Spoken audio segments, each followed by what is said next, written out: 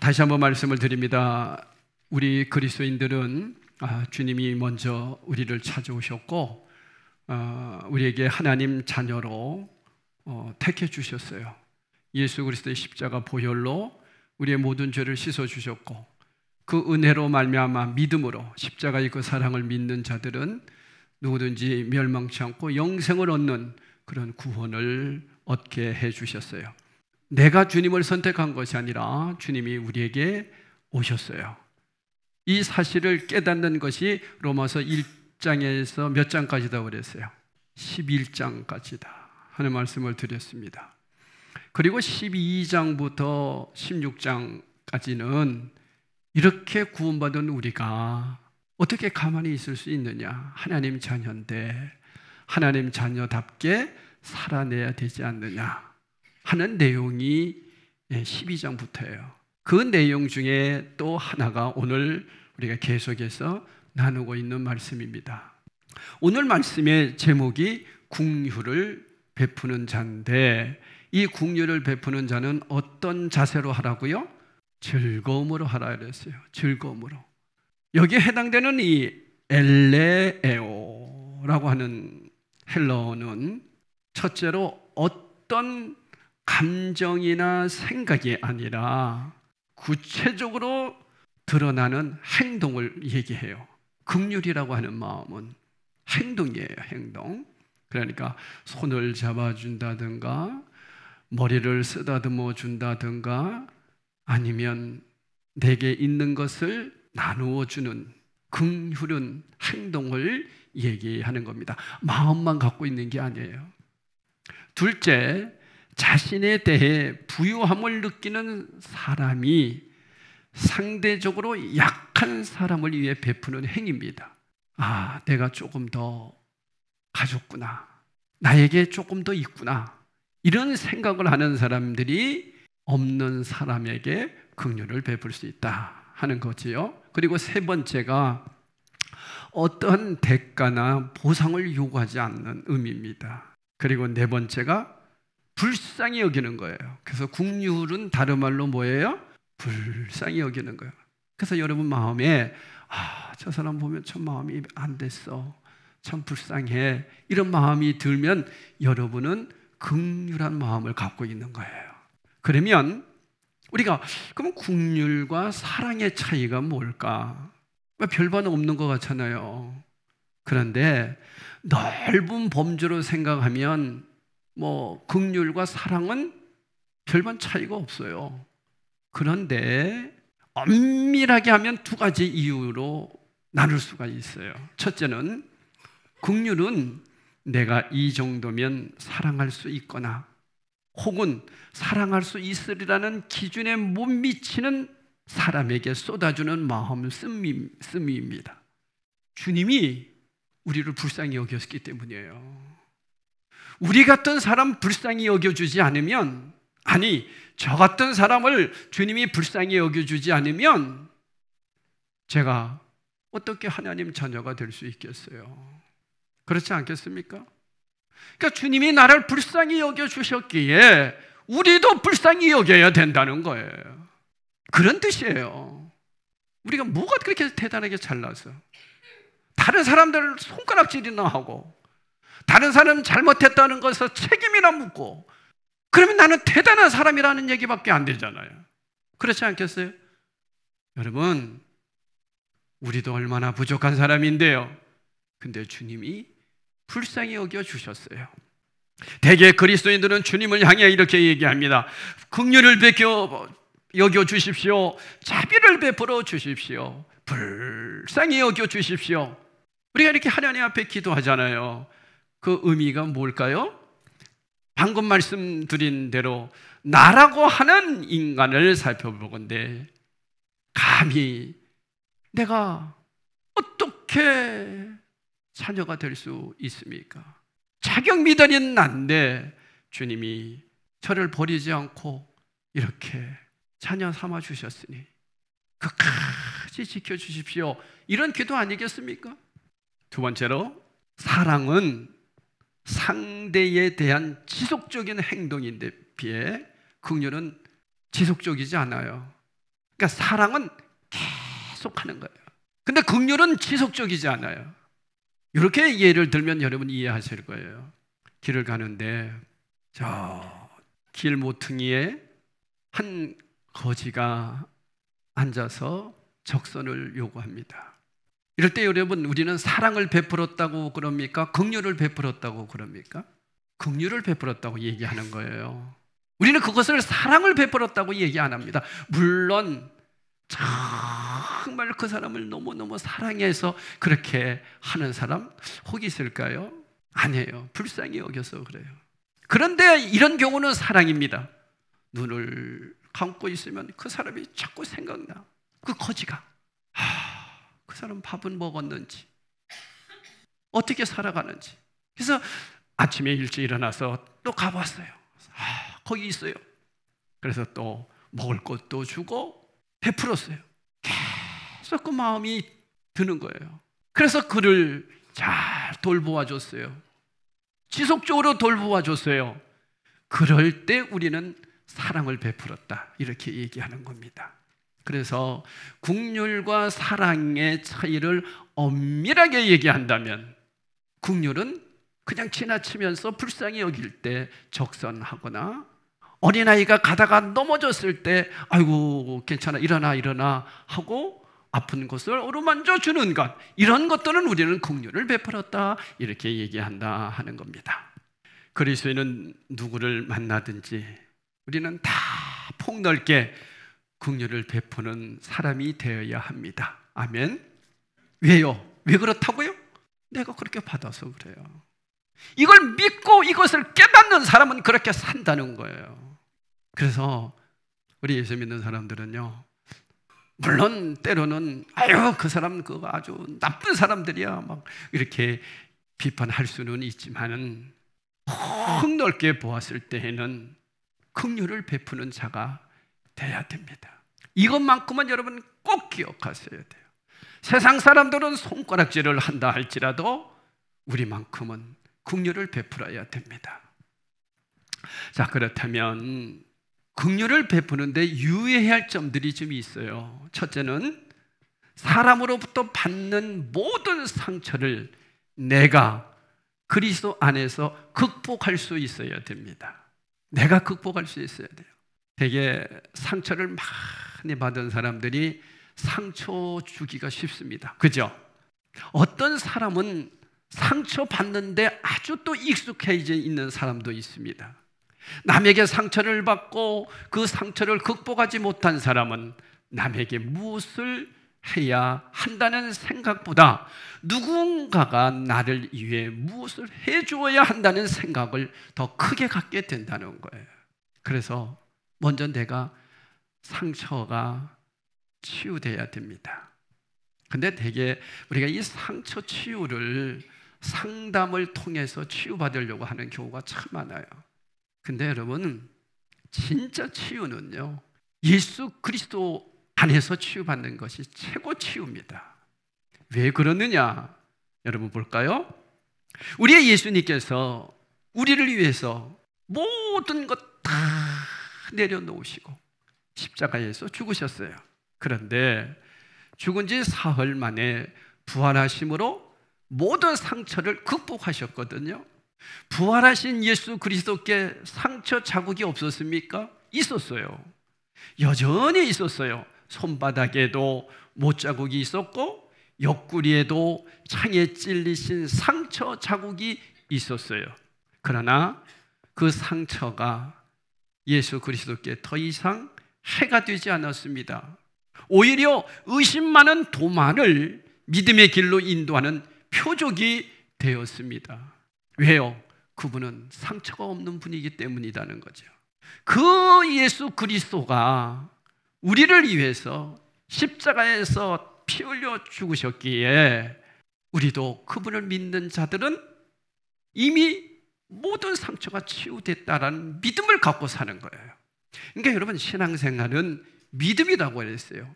믿음이라고 하는 것은 내가 그 사실을 뭐 하는 거예요? 믿는 거예요. 그 사실을 믿으니까 어떻게 하는 거예요? 움직이는 거예요. 그래서 신앙생활은 그냥 믿습니다 이걸로 끝나면 안 돼요. 내가 믿었으니 어떻게 하는 거예요? 움직이는 거예요. 그게 믿음이거든요. 그러니까 예수님이 나의 죄를 위해서 십자가에 돌아가셨어요. 그래서 그분을 믿는 자는 누구든지 멸망치 않고 영생을 얻어요. 그 사실을 믿으니까 내가 영생을 얻는 자로 살아내는 거예요. 그분이 모든 상처를 다 치유하셨으니 나도 모든 상처가 치유됐다는 사실을 믿고 어떻게 하는 거예요? 살아내는 거예요. 이게 믿음이에요. 근데 어떤 분은 그건 예수님 얘기고 나는 나야. 그건 믿음이 없는 거예요. 믿음 있는 사람은 예수님이 상처를 치유하셨기에 나도 이미 상처가 치유됐다라고 하는 믿음으로 다른 사람들의 상처를 치유해 줄 수 있어야 된다는 거예요. 그게 그리스도인이에요. 그러니까 여러분, 그리스도인은 구원을 받았어요. 구원을 받았으면 이제는 끝난 것이 아니라 구원이 완성돼야 돼요. 그 완성되는 것이 언제냐? 예수님이 오실 때잖아요. 그러면 그때까지 구원받은 자로 완성에 이르기까지 어떻게 하는 거예요? 구원받은 자답게 살아가는 거예요. 믿으세요? 이게 그리스도인이에요. 믿는 것 따로 살아가는 것 따로 그런 믿음이 없는 거예요. 그래서 믿음 있는 사람은 그 말씀대로 순종하는 데까지 이르는 거죠. 그래서 구원받은 하나님의 자녀로서 정체성을 갖고 내가 구원받았지. 주님이 나의 죄를 위해서 다 씻어주셨지. 내 모든 상처가 다 치유됐지. 이걸 믿으니까 가족을 만나도 치료해 줄 수 있어야 되는 거예요. 우리가. 그것이 추석 명절 아니겠어요? 여러분, 추석 명절에 가족 왜 만나요? 그리스도인으로서 삶을 보여줄 수 있는 너무너무 멋진 절기 아니에요? 다르네. 예수 믿는 사람 달라. 이렇게 보여줘야 되지 않습니까? 그럼 우리는 왜 그렇게 살아가야만 됩니까? 하나님 자녀니까. 하나님 자녀니까 왜 그렇게 살아야 됩니까? 주님이 그렇게 사셨으니까. 그러니까 여러분, 삶이 달라요. 삶이. 그런 날이 추석 명절이에요. 두 번째로는 약한 사람의 약함을 볼 수 있어야 돼요. 약한 사람은요, 강한 사람과 절대로 생각이 동일하지 않습니다. 약한 사람들은요, 살아가는 방법은 강한 사람이 살아가는 방법과 같을 수가 없어요. 환경과 상황을 바로 알지 못하고 사람의 존재를 인정하지 못하고 수용하지 못하면 우리는 긍휼을 베풀기는커녕 오히려 본의 아니게 비정한 사람이 되는 경우가 많아요. 그래서 약한 사람의 약함을 볼 수 있어야 돼요. 그게 긍휼의 시작이에요. 그리고요, 세 번째는 상대가 누구든 사람을 사람으로 보아야 됩니다. 아니 목사님, 그러면 사람을 사람으로 보지. 그러면 어떤 사람은요, 개 돼지보다 못하게 보는 사람도 있어요. 정말이에요, 여러분요. 길거리에 거지를 거지로만 보면 절대로 긍휼을 여길 수가 없어요. 더럽다, 냄새난다, 불결하다, 이렇게 보게 되면 절대로 긍휼을 베풀 수 없습니다. 사람으로 볼 수 있어야 돼요. 어쩌다 저렇게 됐을까? 살아오는 가정 환경이 안 좋아서 그렇겠지. 왜 저렇게 됐을까? 하면서 불쌍히 여기는 마음이 있어야 된다는 거예요. 과거에 조선시대에 보면 백정을 사람으로 대하지 않았습니다. 그래서 우리 하건수 감독 같은 경우는 늘 자기가 백정의 아들이었다고 뭘 자랑스럽게 얘기를 하는데, 옛날 같으면요, 명함도 못 내밀죠. 그래서 백정은 아예 사람 취급 안 했고, 뭐 백정의 아들이면 더 했고 그랬습니다. 그런데 이 백정이 일하는 푸주간에 두 사람이 이제 고기를 사러 들어갔습니다. 그래서 한 사람이 먼저 갔어요. 가서 뭐라고 얘기하냐면, 이봐, 여기 고기 한 군다오. 이제 그랬어요. 그러니까 백정이 알았습니다 하고 한 근을 뚝 잘라서 줬습니다. 다른 한 사람은 아무리 백정이라도 자기보다 나이가 많다는 것을 알았기에 반말하지 않고, 박서방 여기 소고기 한 군 주시오 그랬어요. 그러자 백정이 조금 전에 준 사람보다 박서방 소고기 한 건 주시오 했던 사람에게는 2배로 줬어요. 그러니까 그 옆에 있던 반말을 하고 백정을 무시했던 그 사람이 이거 뭐야? 왜 고기를 똑같이 한 근씩 달라고 했는데 이 사람은 더 많이 주고 왜 나는 적게 주는 거야? 하고 이제 백정에게 따졌어요. 백정이 뭐라고 얘기한지 아세요? 여러분 잘 아실 거예요. 손님에게는 백정이 주는 것이고 반말한 사람에게는 박서방 이렇게 얘기해 주신 분에게는 저를 박서방으로 여겼기 때문에 제가 더 준 겁니다. 여러분 하나의 예입니다마는 우리가 이 같은 마음가짐으로 그리스도인답게 약한 사람의 약함을 보며 사람을 사람으로 인정해주고 살아가는 것, 그것이 바로 그리스도인이요 긍휼을 베푸는 성도의 자세라는 것이죠. 자, 그렇다면 이제 내가 긍휼을 왜 베풀어야 되는지를 이제 여러분 알게 됐잖아요. 왜 베풀어야 된다고요? 나를 주님이 긍휼을 베풀어 하나님 자녀 만들어 주셨으니까. 그렇죠? 그러니까 이제는 하나님이 신이신 우리 하나님이 인간의 모습으로 오셔서 우리를 인간답게 대해 주셨으니까 우리도 어떻게 해야 돼요? 약한 사람 돌보고 사람을 사람답게 여겨야 돼요. 이것이 그리스도인이다. 그래서 긍휼이라고 하는 것은 누구는 해도 누구는 안 해도 되는 게 아니라 누구나 해야 되는 것이다 하는 것을 깨달았어요. 그렇다면 8절 하반절에 뭐라고 그랬어요? 긍휼을 베푸는 자는 어떻게 하라고 했다 그랬어요? 즐거움으로 하라는 거예요. 즐거움으로. 왜 즐거움으로 해야 될까? 고민해 봤어요. 여러분 긍휼을 베풀 때 날 즐거워 너무 즐거워 그러면서 긍휼을 베푸는 사람들이 있나요? 그렇지 않잖아요. 그냥 안 됐다. 그래서 있는 거 주고 싶고. 여러분 긍휼의 원동력이 즐거움, 유쾌함이라는 거예요. 다시 얘기하면 즐거움에 해당되는 이 헬라어가 힐라로테스라는 거예요. 힐라로테스. 우리 한번 해볼까요? 힐라로테스. 예, 이것은 뭐냐면 은혜롭다 그런 뜻이에요. 그런데 힐라로스에서 파생된 단어입니다. 이 은혜롭다라고 하는 힐라로스에서 파생된 것이 힐라로테스예요. 그것이 즐거움입니다. 그러니까 다시 말하면 주님의 은혜가 긍휼의 원동력이 된다는 거죠. 주님의 은혜가 긍휼의 원동력이 된다는 거예요. 그러니까 내가 주님의 은혜 속에 있을 때 내가 다른 사람을 불쌍히 여길 수 있고 긍휼히 여기는 사람이 될 수 있다는 거예요. 무슨 얘기입니까? 여러분, 만약 하나님께서 우리의 지나간 삶 속에 우리의 인생의 길목과 고비에서 불쌍히 여겨 긍휼을 베풀어 주시지 않았다면 저와 여러분이 오늘 이 자리에 있을 수 있겠습니까? 주님의 이 은혜를 깨달아 그 속에서 살아간다면, 그 은혜와 더불어 살아간다면 우리는 다른 사람에게 긍휼을 베푸는 사람이 될 수 있다는 거예요. 자, 마태복음 5장 7절에 이렇게 말씀합니다. 이 말씀을 깊이 이해하면 왜 내가 즐거움으로 해야 되는지를 깨닫게 될 것입니다. 우리 잘 아는 말씀이죠. 긍휼히 여기는 자는 뭐가 있나니? 복이 있다. 여기서 여러분 우리가 산상수훈을 잘 이해해야 되는 것이 긍휼히 여기니까 복이 있는 것이 아니라 이 말씀을 다른 말로 바꾸면 우리는 이미 복을 받은 자기 때문에 긍휼히 여기는 자가 돼야 된다, 그런 뜻이에요.